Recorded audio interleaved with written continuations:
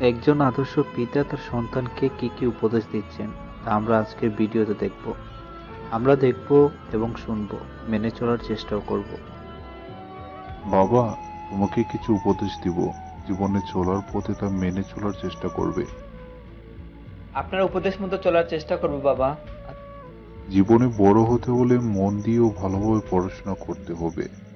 জ্ঞান আহরণ করার জন্য কখনো লজ্জাবোধ করবে না, যদিও সে মানুষটি তোমার চেয়ে বয়সে ছোট হয়। সবসময় শেখার চেষ্টা করবে। ছোটদের স্নেহ, বড়দের সম্মান করতে হবে। হিংসা ও অহংকার করা যাবে না কারোর সাথে। আমরা সবাই পৃথিবীতে এসেছি, একদিন আমাদের আবার চলে যেতে হবে। জন্মের সময় আমরা শূন্য হাতে এসেছি, চলে যাবার সময় শূন্য হাতেই ফিরে যেতে হবে। শুধু থাকবে ভালো কর্ম। তাই সবার সাথে ভালো আচরণ করতে হবে এবং কারোর মনে কষ্ট দেওয়া যাবে না। সময়ের কাজ সময়ের ভিতরে করতে হবে। পড়ার সময় মন দিয়ে পড়াশোনা করবে। খেলার সময় খেলবে, বড়দের কথা শুনবে এবং তাদের শ্রদ্ধা করবে।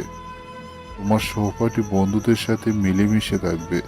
কখনো ঝগড়া করবে না, মারামারি করবে না।